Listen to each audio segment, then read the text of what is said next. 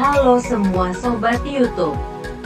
Kali ini saya akan berbagi tips agar Microsoft Office melakukan penyimpanan secara otomatis.